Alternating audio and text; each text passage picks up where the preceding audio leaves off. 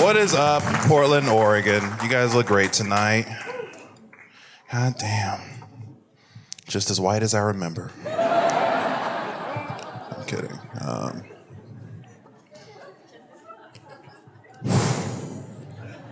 Sorry, I just gotta take it in for a second, you know. It's like pouring milk into a bolognese, you know. It's like you gotta let it, take it in, let it settle. Put some pepper on top. Any Portland natives in the crowd? Any Portland natives? Represent. Why the fuck are you still here? Okay, cool. Cool. I'm a Portland native. That explains this weird ass accent you're hearing. It's a Portland accent. It sounds like a California accent trying to get away with murder. That is what a Portland accent is. I grew up here. This is my hometown, which I tend to be proud of.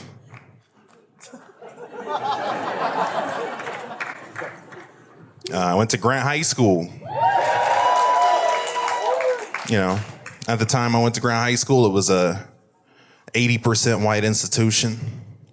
You know, before I went off to high school, though, my mom, she sat me down. She gave me this weird, modified version of the sex talk. You know, it was different than the one she gave me before. She sat me down. She was like, Chris, if you're gonna have sex, be responsible.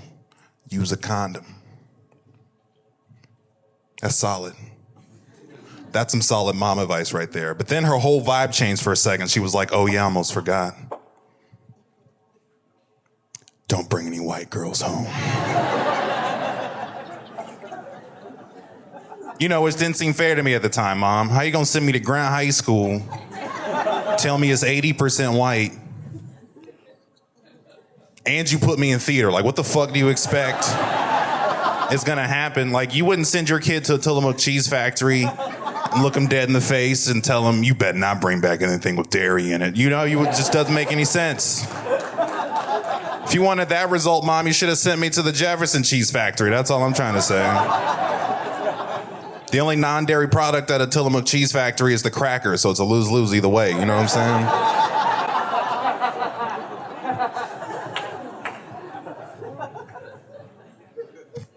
You know? My mom used to always try to scare me away from white women as a kid. That was pretty funny. You know, like all good black mothers do. She used to read me old bedtime stories. You guys never grew up with a black mother? Nah, she used to show me old movies and TV shows and books where the theme was always, don't fuck with white women. That is always, like, she used to always read me Shakespeare's Othello, you know what I mean?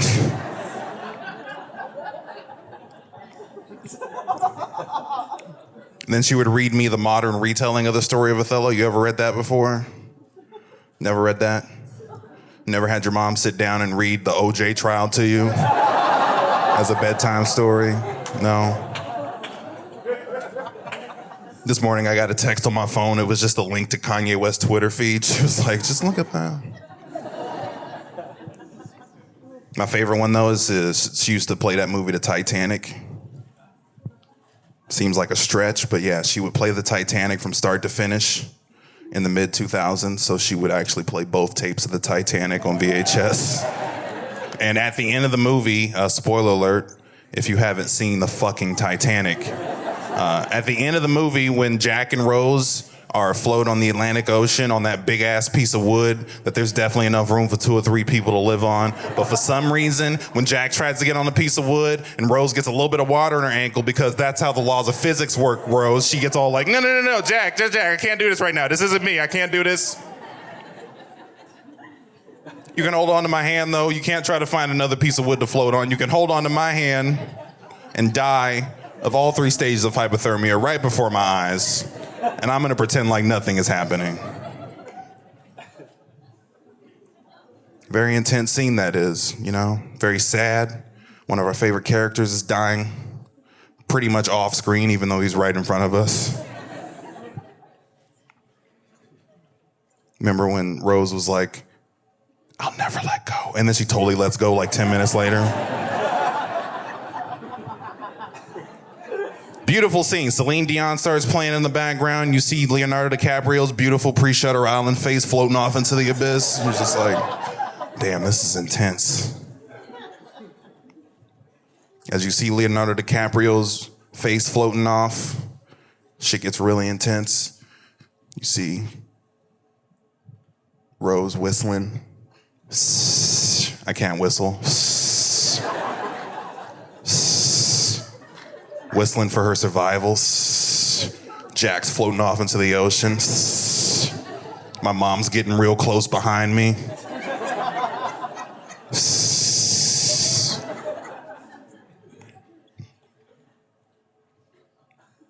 Yeah, that's what happens. She gets real close behind my head and she goes, "You see that, Chris? That's what happens when you fuck with them white girls, Chris." Really? That's what happens? Really? Yeah, Chris, you fuck with them snow bunnies, you're gonna get frostbitten, Chris. That's what happens. Fast forward 6 years, I actually bring a black girl home for the first time, which I don't know if you've ever lived in Portland, Oregon. Not exactly the easiest thing to do. Especially if you're black and from Portland, like your family's from Portland, because you gotta ask two really important questions. To every black person you meet, you gotta be like, hey, before we hook up, I'm gonna need an STD test and a DNA test to confirm that you are not the cousin. This is not gonna get weird tonight. I don't wanna see you at that family reunion at Peninsula Park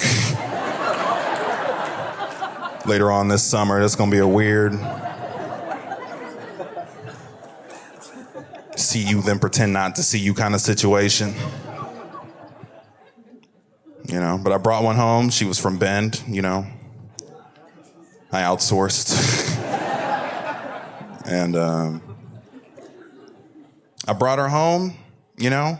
Thought my mom was going to be chill about it, but the first thing she asked was, how black is she? And I was like, that's kind of a weird question to ask when she's right here, but I'll play a little game. She told me her mom is 25% black. Not too strong, but her dad is 100% black. She looked up my girlfriend one more time and she was like, so you mean to tell me this girl is only 62.5% black, Chris? Really? That's the best you could do? 62.5%? That's not even a C average, Chris. D's don't get degrees in his household. What do we talk about? 62.5%, that's not even a C average, Chris. I had to remind her, we live in Portland, Oregon. The black population of Oregon is less than 2%, you guys. That means the fat in milk is doing better than black people in Oregon. I think I deserve some kind of grading curve here, right? Like bring home a black girl in Oregon, I think I deserve like an achievement on my Xbox or something for that. Yeah, 62.5%, Mom, that's a D. In Atlanta, maybe. Or Harlem, but in Portland, that easily rounds up to an A, I feel like. You know, some people might be able to relate, but it's kind of hard to find a black girl when you're trying to live within walking distance of a Salt and Straw.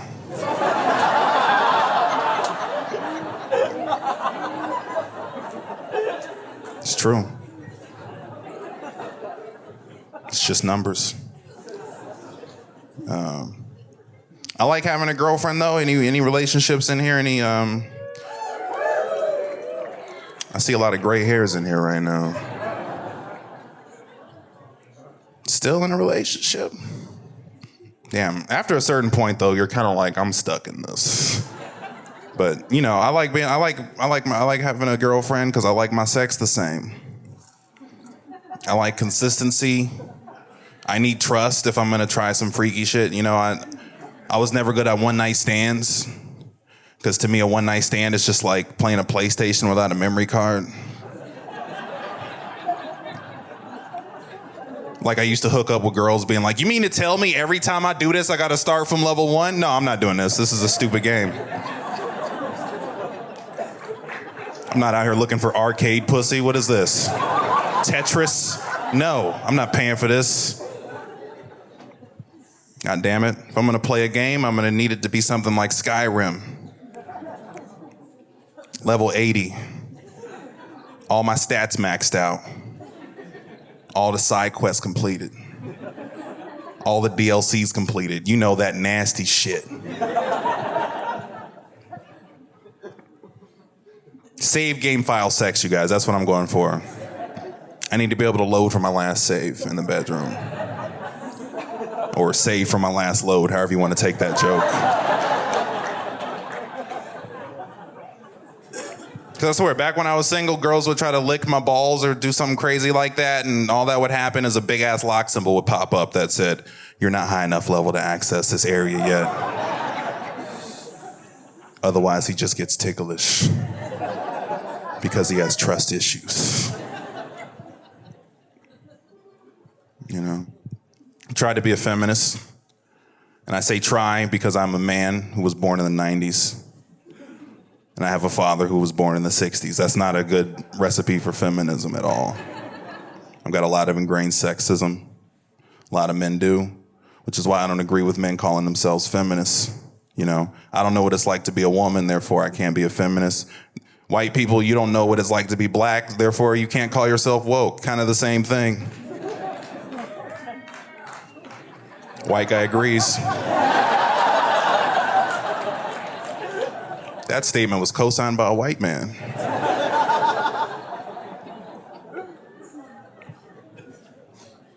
You know, my dad used to ask me 2 questions every day before we went to school. He used to be like, "What's rule number 1, Chris?" And without any hesitation, I'd answer and be like, "Don't tell women how much money you actually have." And he'd be like, "That's great. That's awesome, Chris." "What's rule number 2? Don't tell women about rule number 1. Let's go to Popeyes. You're doing great this morning, son. Let's go to Popeyes. A lot of bullshit dudes have to deprogram, you know? Which is why, you know, I can try to be a feminist all I want, but it's like, I still listen to rap music. You know, you can't be a feminist and do certain things. You can't be a feminist and watch porn. At least not the porn I'm into. I don't know what about you guys, but had to stop watching that shit. It's not good for your brain. Okay? If you want to watch a white woman get dominated, just tune into the WNBA. It's the same thing. It's the same thing.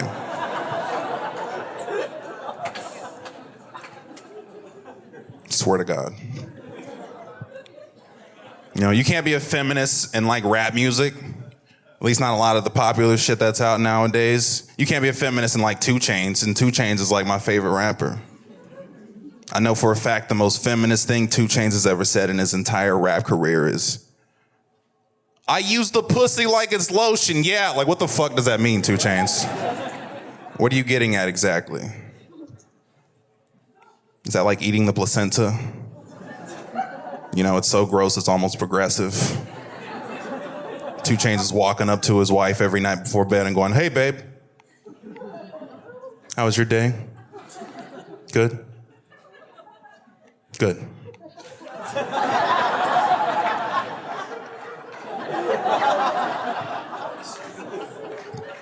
What's the SPF on this today? You know, I am with a black woman, which is, I think, good for your mental health, to be honest with you.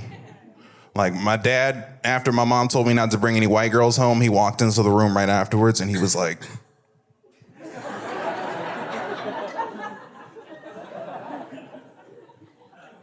and then he said, "At the end of the day, son, it's all pink." I didn't really understand what he meant.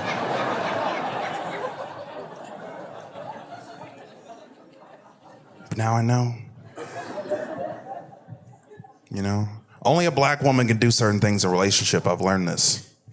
Only a black woman can look you in the face when you're down and out and at your worst and need to be uplifted. Only a black woman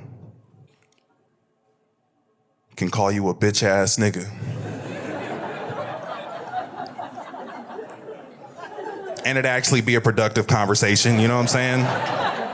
An important piece of criticism. I don't think you realize, have you ever been called a bitch-ass nigga by the one you truly love? It's probably one of the most important pieces of criticism you can receive in a relationship.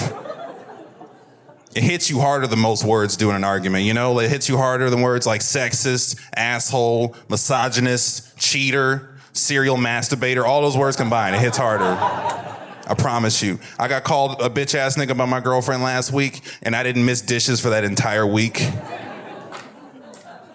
And I became an active listener at the same time, you know what I'm saying? Like, it hit me hard. Words can change people on a dime, man. It's crazy. Has anyone tried calling Donald Trump a bitch ass nigga? Because I'm pretty sure that would help our situation a little bit. Conservative or liberal, any president can get called a bitch ass nigga and do their job better. I swear to God. Like, you remember when Barack Obama ran for president?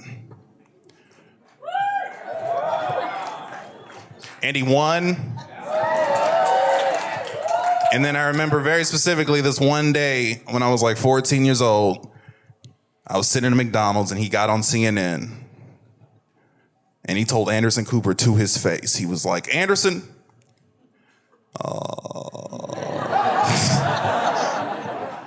he was like, I believe a marriage is a sacred institution to this country, and it always has been, historically, and it always will be, Anderson, indubitably. He likes to say that a lot, indubitably.